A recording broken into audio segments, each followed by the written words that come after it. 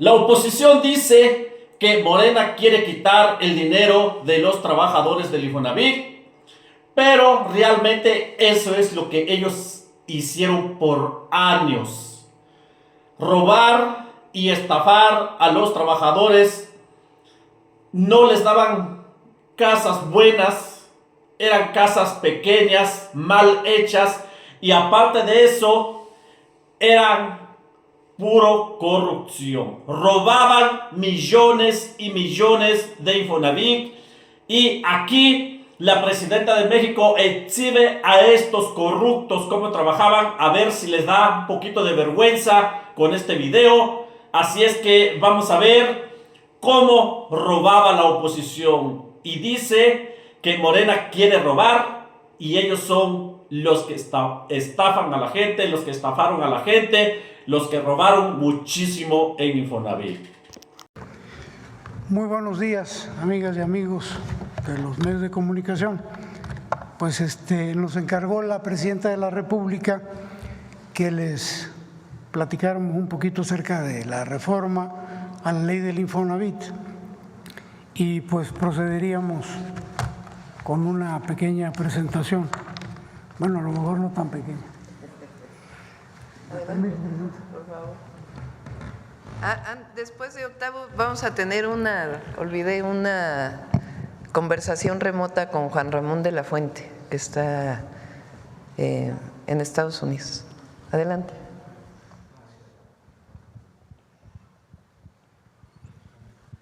Por favor, la primera lámina. Bueno, empezaríamos diciendo que el Infonavit se constituyó en 1972 a fin de garantizar el derecho a la vivienda de los trabajadores. Durante 15 años, después de 1972, operó con normalidad su función primordial, que era dar crédito barato a la derechohabiencia. Sin embargo, a partir de 1987 y hasta el inicio de la administración anterior del licenciado López Obrador, de manera inexplicable se entregaron créditos cuya característica fue que, a pesar de que los derechohabientes realizaban sus pagos correspondientes, lejos de bajar, subían los créditos. Esto los convertía en créditos impagables. El resultado de este diseño de financiamiento provocó que al día de hoy la cartera del Infonavit, que consta de 6.2 millones de créditos, tenga 4 millones en condición de impagables. La que sigue, por favor. Aunado a lo anterior, en los últimos 10 años no se ha construido vivienda para los trabajadores de menores ingresos, por lo que actualmente existen 7.3 millones de derechohabientes que pueden acceder a un crédito, pero que en el mercado no encuentran vivienda acorde a sus capacidades económicas. Es de destacar que en el gobierno del presidente Andrés Manuel López Obrador se instrumentaron medidas en beneficio de la derechohabiencia del Infonavit, sobre todo las que derivaron en el cambio de modelo de créditos impagables y en el establecimiento de políticas que prohibían desalojo de familias que caían en falta de pagos. En el gobierno del presidente López Obrador se dejaron de otorgar créditos impagables.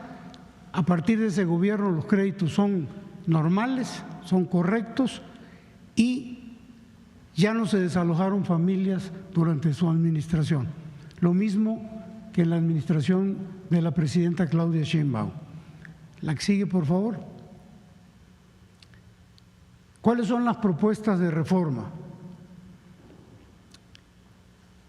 Continuar diciendo que el incremento en la generación de empleos, así como el incremento del salario mínimo que de manera histórica se impulsó en la administración pasada, también jugaron a favor de los trabajadores, pues los recursos del Fondo de Vivienda aumentaron más de 5 veces, al pasar de 140,000 millones en 2018 a cerca de 800,000 millones al cierre de la administración del presidente López Obrador, al cierre de este año.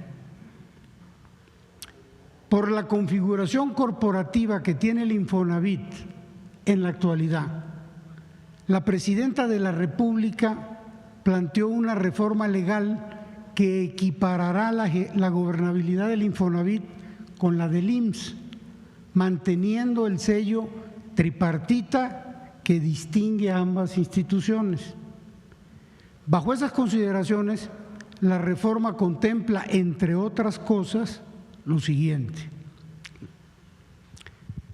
un sistema de vivienda con orientación social que se amplía en 3 vertientes: crédito barato y suficiente, es decir, para que tengan acceso a vivienda derechohabientes que ganan menos de 2 salarios mínimos. El desarrollo de vivienda, es decir, el Infonavit va a tener la posibilidad de comprar terrenos, recibirlos en donación y construir vivienda. Y el arrendamiento social con opción a compra. Los trabajadores van a poder rentar sin exceder el pago del 30% de su salario para que tengan acceso a una vivienda adecuada. La que sigue, por favor. Ah, caray, ¿nos regresamos? No. Sí. La constructora del Infonavit realizará proyectos de desarrollo inmobiliario para los trabajadores que menos ganan y que históricamente no han tenido acceso a una vivienda barata y suficiente. Actualmente existen 7.3 millones de derechohabientes con ingresos de menos de 2 salarios mínimos que ya tienen derecho a un crédito para adquirir una vivienda de interés social, solo que estas no existen en el mercado. Estos 7.350.000 trabajadores se componen por 3.200.000 mujeres y 4.140.000 hombres. La que sigue, por favor. La empresa constructora de vivienda se hace indispensable por lo siguiente: durante los últimos 10 años se ha reducido notablemente la construcción de vivienda en general, particularmente la de interés social, con un valor promedio de 550,000 pesos. Aquí podemos observar en esta gráfica las construcciones de vivienda totales año por año que están registradas en el Registro Único de Vivienda, y el color rojo indica la vivienda de interés social. Vemos que en el 2016 se construyeron 264,000 viviendas, de las cuales la mitad, un poquito más de la mitad, eran de interés social. Pero vamos viendo que conforme avanzan los años, de 51% de vivienda de interés social pasó a 46, a 43, a 34, a 28, y este año, al cierre de agosto, 15%. Es decir, de 81,000 viviendas totales que se han construido hasta agosto de este año, hay que actualizar esta cifra al cierre, 12,000 son para interés social. Ya habíamos visto anteriormente que hay 7,300,000 personas que tienen derecho a este tipo de viviendas. No hay en el mercado. La que sigue, por favor. ¿Cuáles son los principales beneficios de esta constructora? Que se va a reducir el tiempo y el costo de producción de vivienda mediante la compra consolidada de los principales materiales de construcción. Se le va a dar prioridad a la mano de obra en los estados para la construcción de viviendas a través de la subcontratación de empresas locales con gente de las entidades, de los gobiernos, de los estados, coadyuvando al crecimiento regional y por ende a la economía nacional. Y las viviendas, y esto es muy importante porque fue una de las instrucciones muy precisas que dio la presidenta, van a estar ubicadas en los centros de desarrollo urbano y contarán con todos los servicios: agua, electricidad, transporte, luz, educación, con todo. No van a ser viviendas a 20 kilómetros de los centros de trabajo y lejanos a los servicios. Van a estar dentro de los centros urbanos o en las periferias de las ciudades. La que sigue, por favor. Aquí establecemos una comparación actual.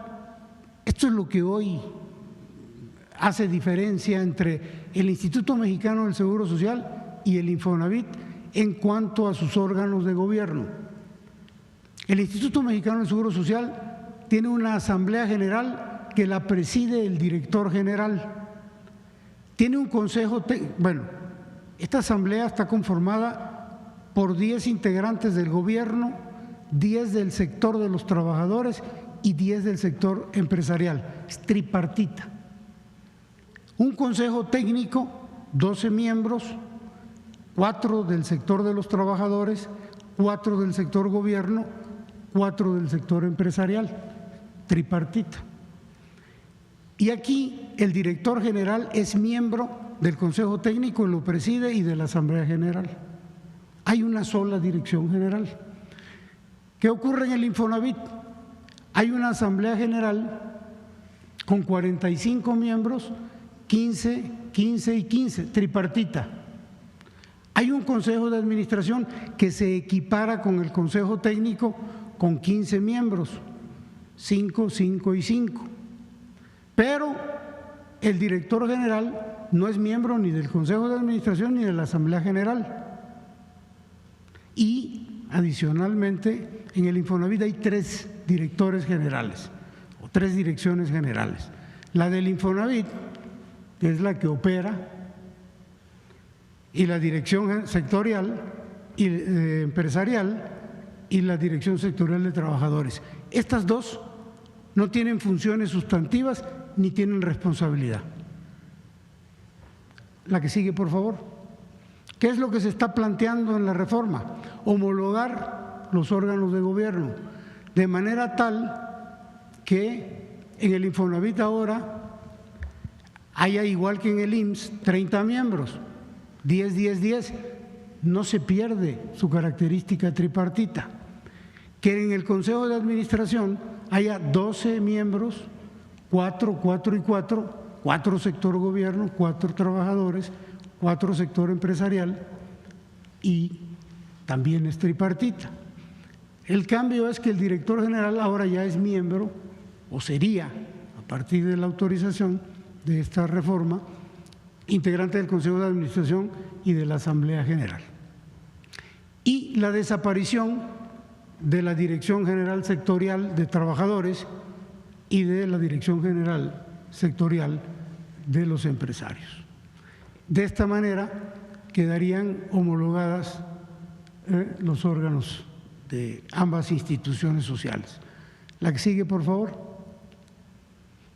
Un resumen de lo que acabo de decir. Se respeta el tripartismo paritario en los órganos de gobierno del Infonavit. Se homologa el esquema de gobierno al del IMSS.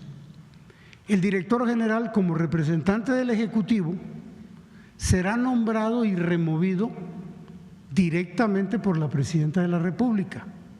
Hoy no sucede así. Hoy la Presidenta propone y la Asamblea decide.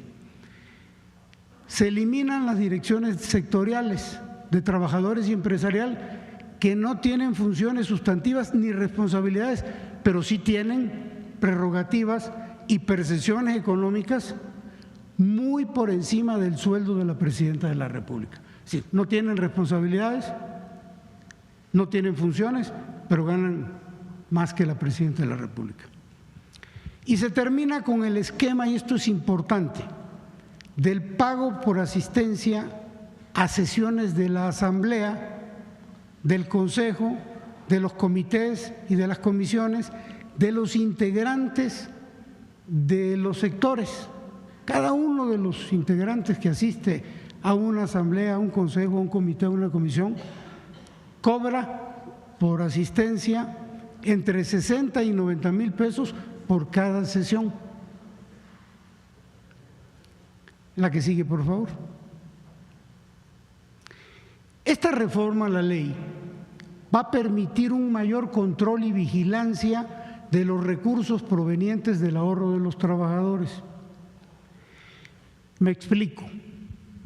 Al existir 3 direcciones en el instituto, en el Infonavit, se diluye la línea de responsabilidad y los órganos de control al interior del Infonavit resultan ineficaces.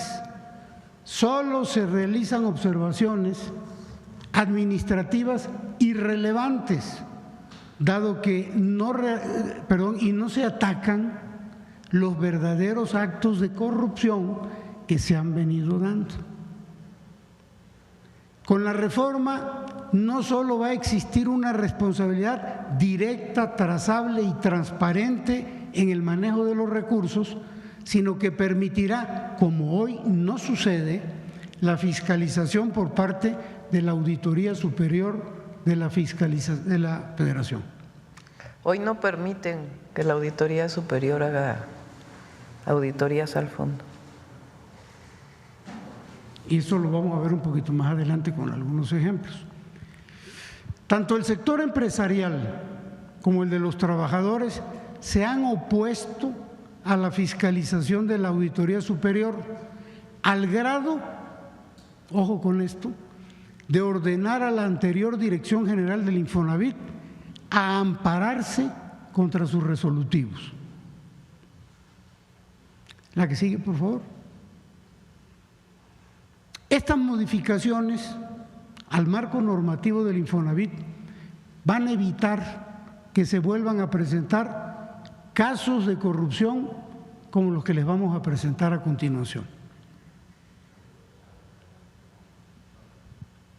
Caso Telra Realty. Esta es una empresa.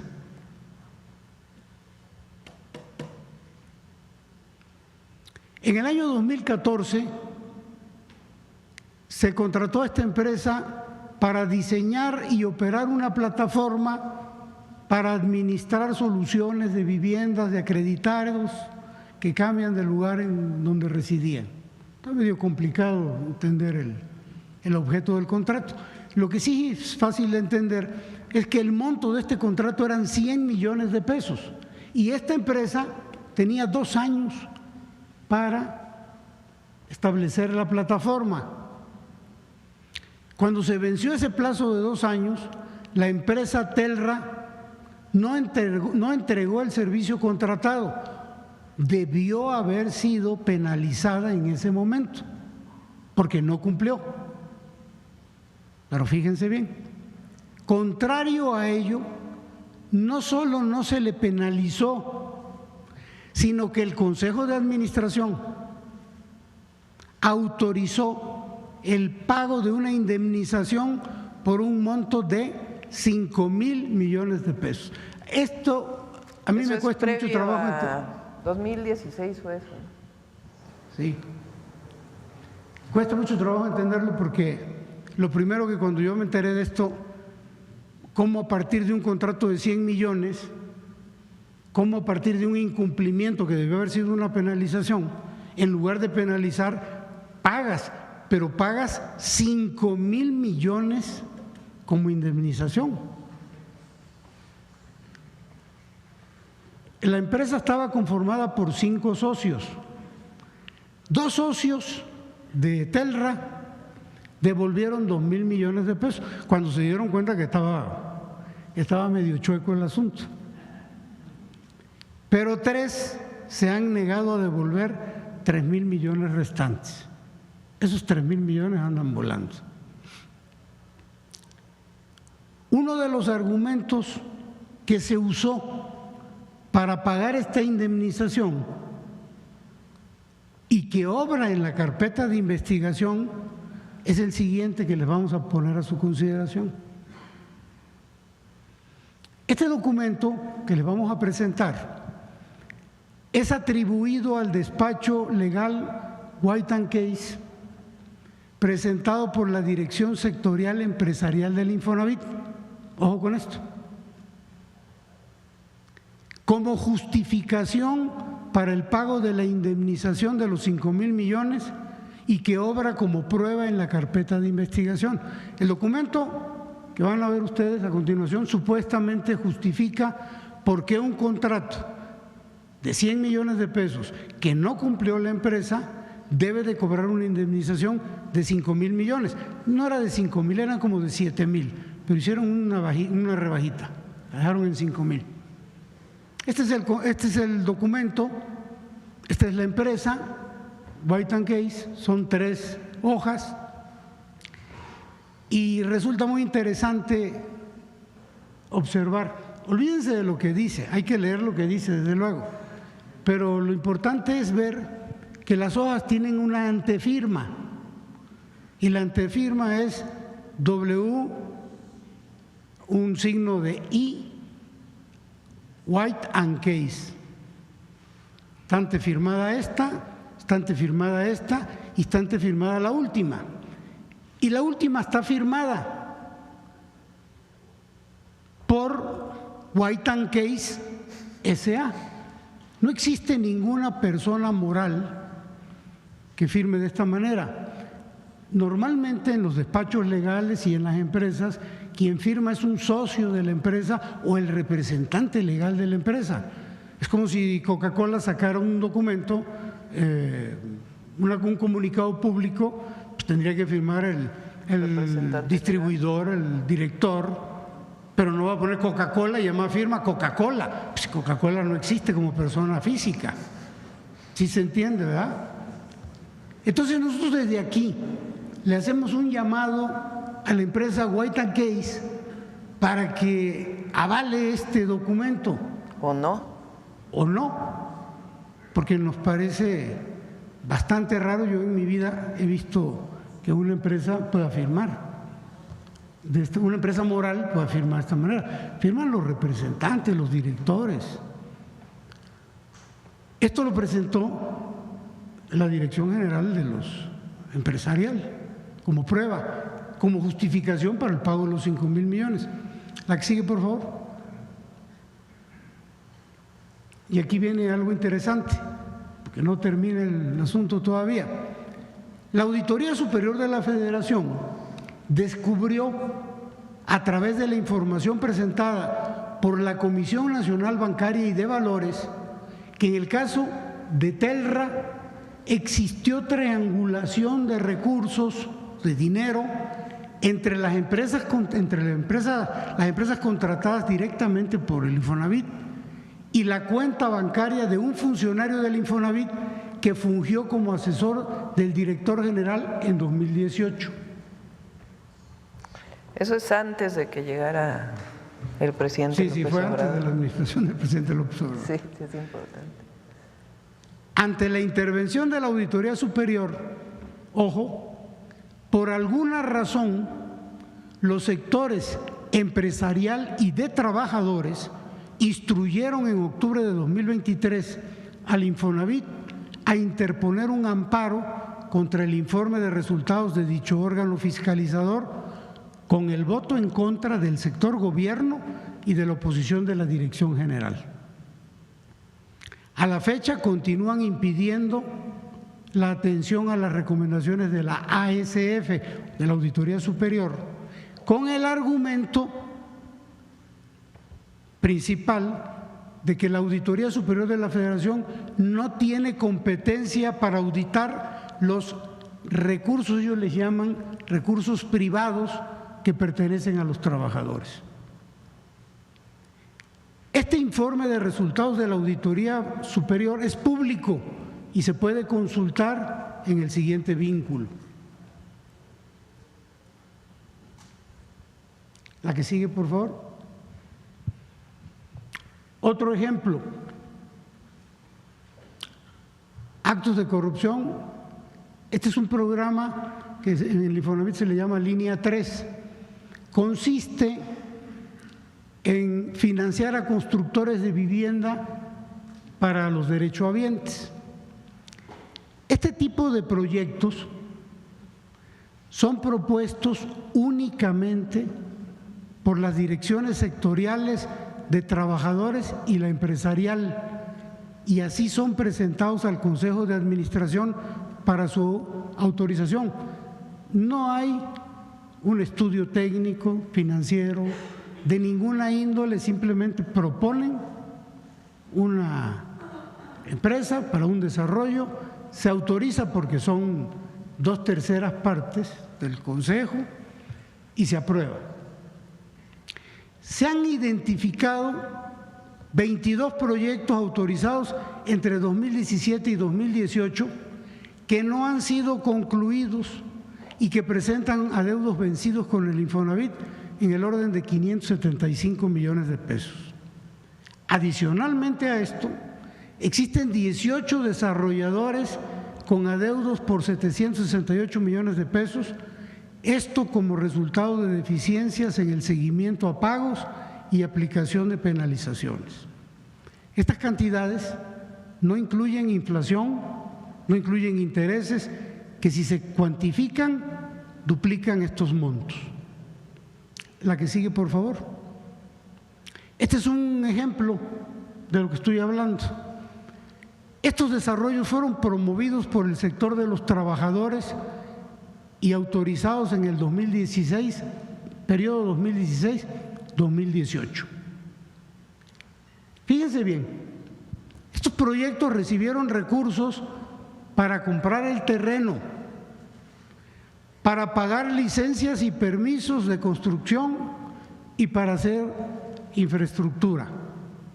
O sea, la empresa no tenía ni para el terreno ni para los permisos, ni para los permisos. El terreno vale un poquito más. En el resto de los proyectos no se construyó ninguna de las empresas aprobadas. Lo relevante en el caso de estas 4 empresas es que a pesar de que no hicieron las viviendas, recibieron adicionalmente en estas 4, 45 millones una, 22 otra, 9 millones otra, 5 millones otra, dinero adicional, ya no del fondo directamente del Infonavit, sino de los créditos de los trabajadores. Es decir, sin haber construido la vivienda, se les otorgó crédito a los trabajadores y se les empezó a descontar de su dinero. En la administración pasada se detuvo esto porque se les estaba perjudicando a la gente, se les estaba cobrando por una vivienda que no se les había entregado. Pero lo que estamos haciendo en esta administración es tratar de sacar a esta gente de este problema, porque hoy tienen atrapado su crédito. Hoy no pueden disponer de dinero, ni tienen la vivienda porque no la terminaron, ni pueden sacarlo de un crédito, están sin vivienda, tienen congelado porque tienen atrapado su crédito. Entonces, no se construyó vivienda alguna, estos son los saldos, los intereses y lo que se le dio por parte de dinero de los trabajadores. Esto lo propuso el sector trabajadores. La que sigue, por favor. En el caso del sector empresarial también proponen. En estos casos del 2013 al 2018, estos proyectos propuestos por el sector empresarial recibieron recursos de Infonavit para terminar viviendas y otorgar viviendas a trabajadores mediante créditos. Con todo el apoyo financiero que se les dio, ni pagaron los recursos ni construyeron las viviendas. Esto funcionaba más o menos así. Ellos invirtieron una cantidad, digamos que el 50% del proyecto, se detuvieron, compraron el terreno, hicieron algunas obras, no construyeron vivienda. El Infonavit les dio el 50% que habían invertido y 20% más, es decir, 70%, y lo que hicieron ellos fue recuperarlo, el 50% que habían invertido y el 20% se lo quedaron. Y hoy solo nos queda buscar recuperar parte del dinero que entregó el Infonavit, recuperando los terrenos. Pero es muy factible que el 20% restante, que no lo invirtieron, pues sea difícil de recuperar. Vamos más. La que sigue, por favor. Este es otro caso de corrupción y es muy importante que se conozca y que se dé a conocer, porque hay que detenerlo. Existe una red delictiva donde intervienen trabajadores del Infonavit, notarios, despachos y peritos evaluadores que se han coludido a fin de otorgar múltiples créditos sobre una misma vivienda. Con la revisión que llevamos al día de hoy, que no incluye 11 estados del país, se han detectado 12,000 créditos sobre 1,400 viviendas, lo que significa que estas se vendieron hasta 4 veces cada una por año. Todo lo anterior, y ojo porque esto es importante, sin que la Comisión de Vigilancia o el Comité de Auditoría tomaran acciones en contra de los responsables. Este mecanismo delictivo es empleado para estafar a los trabajadores, cobrándoles hasta el 40% de sus ahorros para vivienda, que hasta el momento de la revisión, que no hemos concluido, asciende a más de 1.200 millones de pesos. La que sigue, por favor. Este es el país. Los estados que tienen color más oscuro es donde más operaciones de este tipo se han llevado a cabo. Aquí estamos hablando del Estado de México, Tlaxcala, Jalisco. Los estados que nos faltan por revisar son los que están en color gris, que son 11. En el Estado de México, 496 casas se vendieron 4,130 veces. En Jalisco, 239 casas, las mismas, se vendieron 2,037 veces. En Baja California, 205 casas, se vendieron 1,696 veces. Y así sucesivamente, lo que nos da las 1,400 y las 12,000 ventas. La que sigue, por favor. Voy a tratar de que se entienda el mecanismo. En el Estado de México, 3 notarios con 2 despachos de evaluación, con 3 peritos evaluadores, con 3 controladores y 6 trabajadores del Infonavit, vendieron 496 casas 4,130 veces. En Jalisco, 3 notarios, 1 despacho, 1 perito, 1 controlador, 2 trabajadores del Infonavit, vendieron 239 casas 2,037 veces. Y así sucesivamente. Tlaxcala es relevante porque aquí 35 casas se vendieron casi 800 veces y aquí operó, al igual que en Sonora, 1 notario, 1 despacho, 1 perito, 1 controlador y 1 trabajador del Infonavit. Es decir, la red está más que clara de cómo opera. Son las mismas personas. Espero no haberles enredado. La que sigue, por favor. Y para finiquitar este ejemplo, hablar nada más de los notarios. En el Estado de México hay 2 notarios que en esta red resultan relevantes, porque este notario, el notario 1, 240 casas las vendió casi 1,600 veces. Desde luego, en conjunto con la red. El notario 2, también del Estado de México, 158 casas, 937 veces.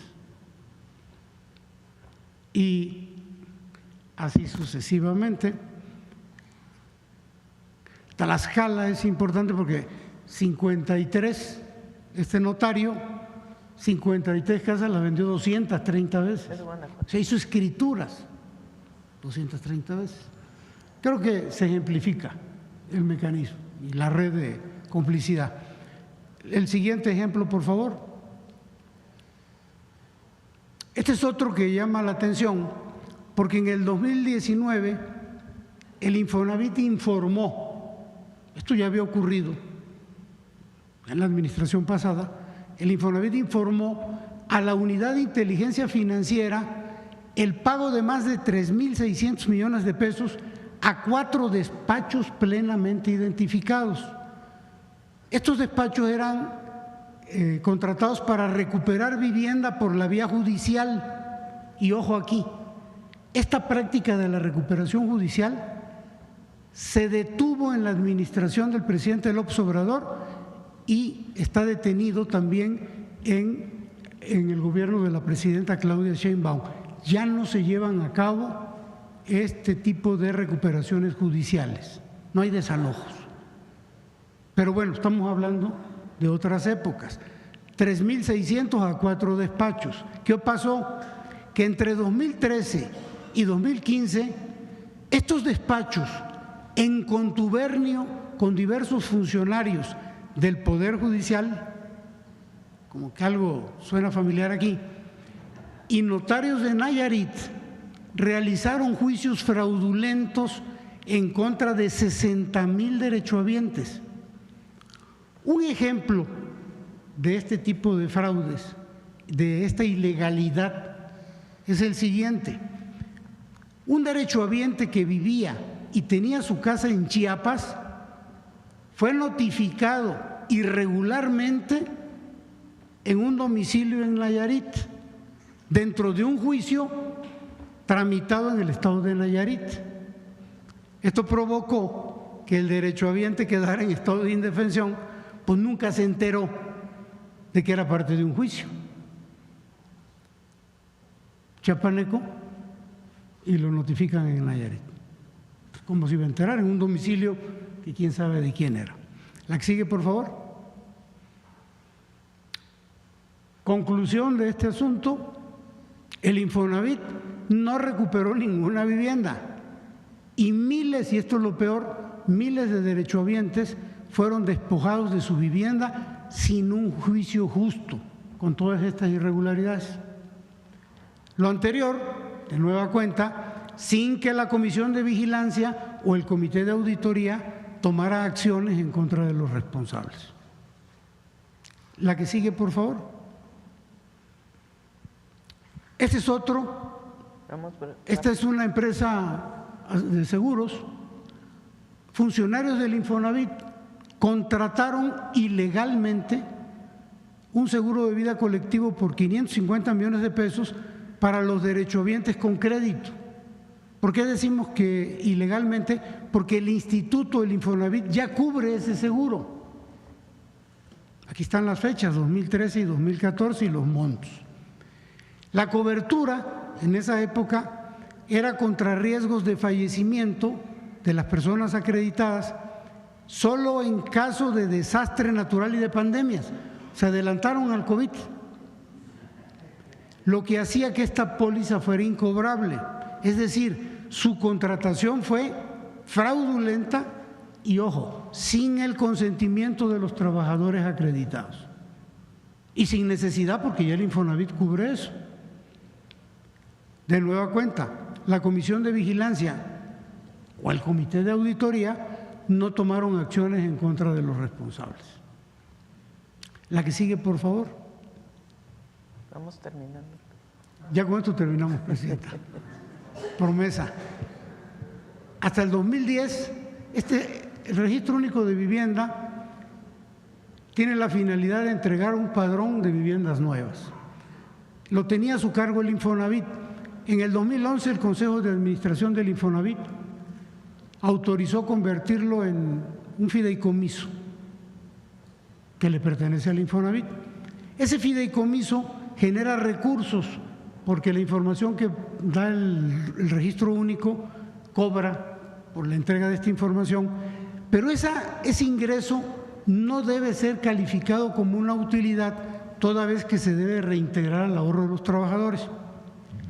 En la sesión de julio de 2024, el Comité Técnico del RUP, donde participa el sector empresarial y de trabajadores, instruyó el pago de las utilidades del RUP.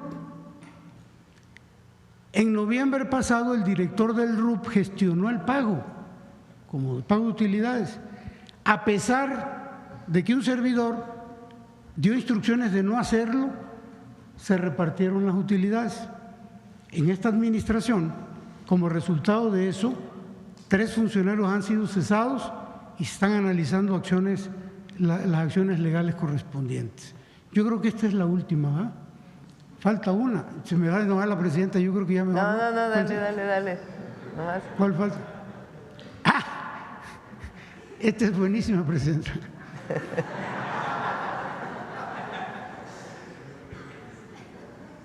Es que… O sea, todo esto que hacen la Dirección General de Empresarios, Trabajadores, que no informa, que no pueden ser auditados, que el comité de auditoría ni por enterado se da, pero ahora miren cuánto ganan.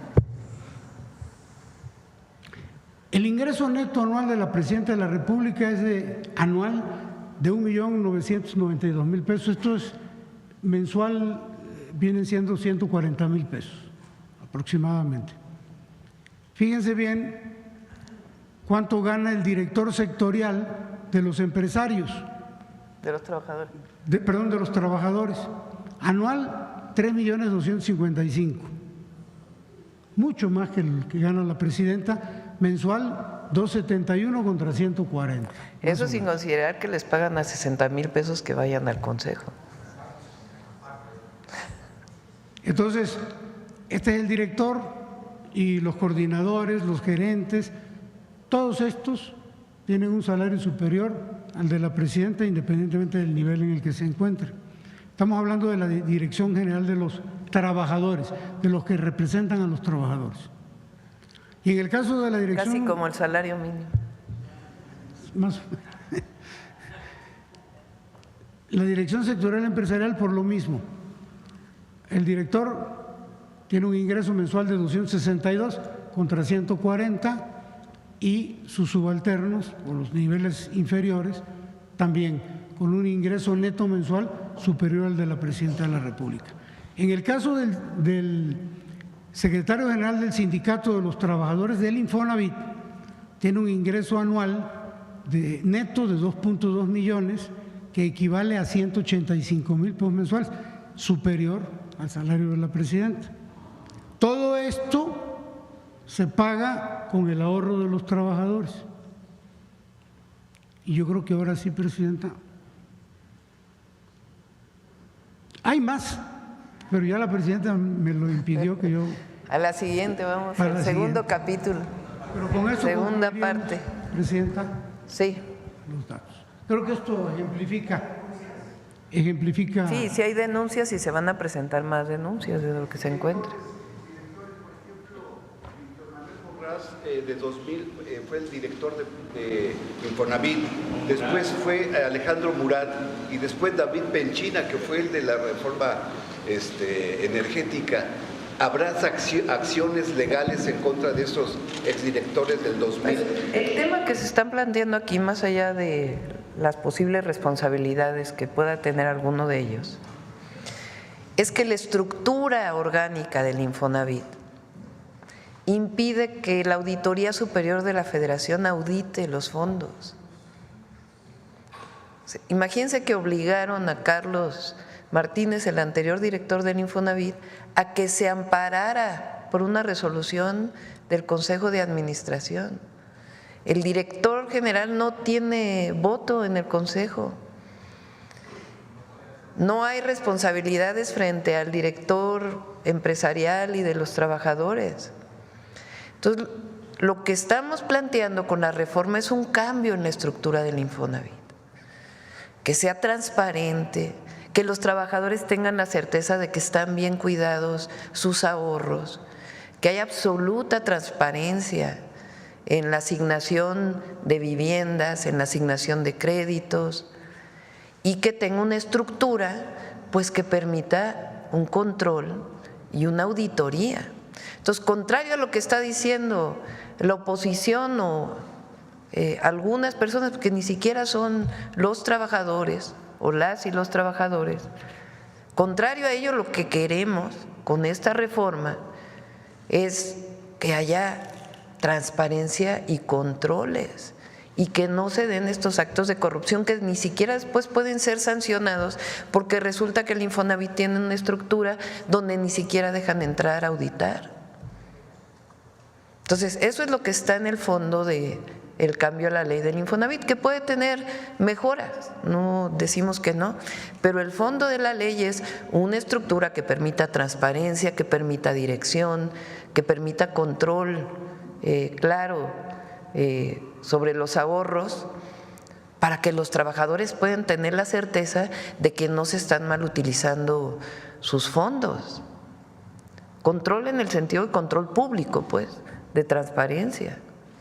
Entonces, eso más aparte que se puedan construir viviendas de interés social y que no solamente el Infonavit sea un fondo de ahorro que distribuye recursos a desarrolladores inmobiliarios, sino que sea un fondo de ahorro que permita pues que los trabajadores puedan tener vivienda, que al final ese es el objetivo central del Infonavit, el derecho a la vivienda.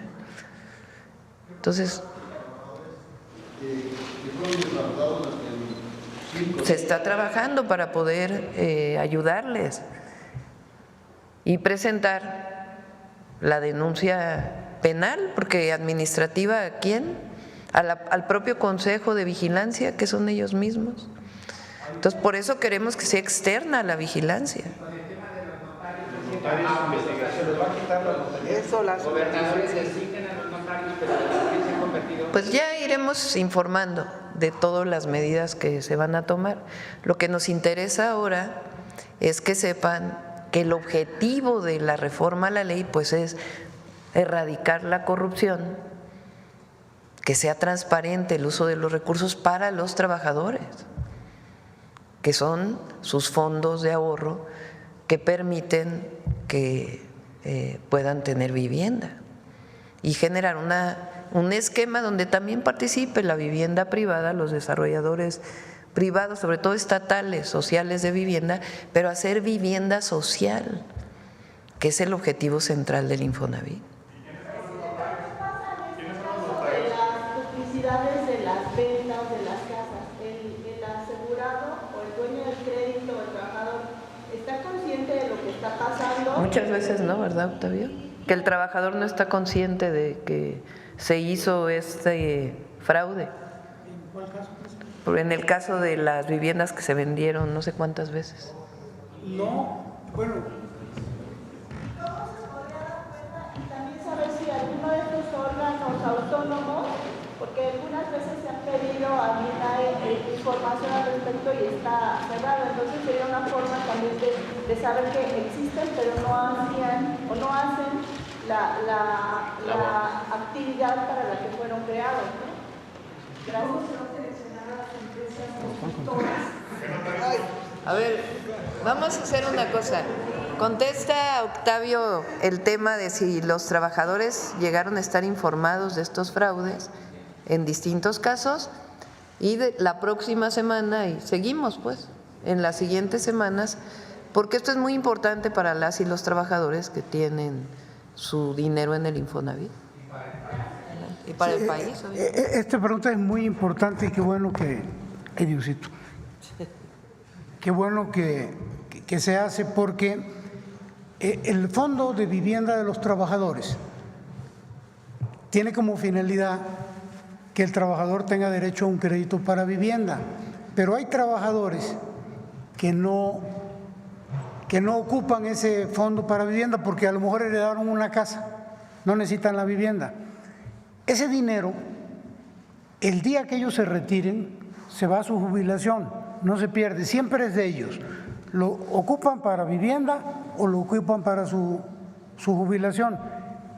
Muchos trabajadores no saben que tienen ese dinero y hay muchos coyotes que se aprovechan del desconocimiento de los trabajadores para decirles, oye, yo te saco tu dinero del Infonavit, porque si no se lo va a quedar el gobierno. Engañan al trabajador, claro, yo te lo saco a través de estas redes de complicidad, pero te quito el 30 o el 40% de ese monto. Entonces, el trabajador engañado a veces acepta la operación, se saca el dinero a través de esta red de corrupción, se saca el crédito, se compra una casa, se vuelve a vender, se le da el dinero al trabajador menos su 40% correspondiente, y como esto es más, múltiple, se crea un fraude tipo pirámide, en donde al final del día el último es el que va a pagar. Hemos descubierto casos en el caso de la venta masiva, en donde al final empiezan a suplantar identidades, agarran el nombre de un derechohabiente que ni siquiera sabe, le falsifican los documentos y sacan el crédito a su nombre para empezar a tapar los huecos que se van generando. Pero entonces es parte de un engaño y es importante que los trabajadores sepan que su dinero está absolutamente seguro y que lo pueden usar para adquirir vivienda o para su retiro en el caso de que no requieran la vivienda. Presidenta, no sé si con esto. ¿Esas viviendas no están registradas en el registro público? Sí. En algunos casos sí, porque el notario, pero se venden varias veces, pues es el notario, por eso dice el director del Infonavit que hay notarios involucrados en estas redes, lamentablemente, y hay notarios buenísimos, muy honestos, pero hay algunos que lamentablemente están aquí. Todo esto pues se va a denunciar. Presidenta, Si quieren vamos a dejarlo aquí, el tema Infonavit, porque ya vamos avanzados y además ya vamos a informarlo en el siguiente capítulo del Infonavit. Vamos a una conexión remota con el doctor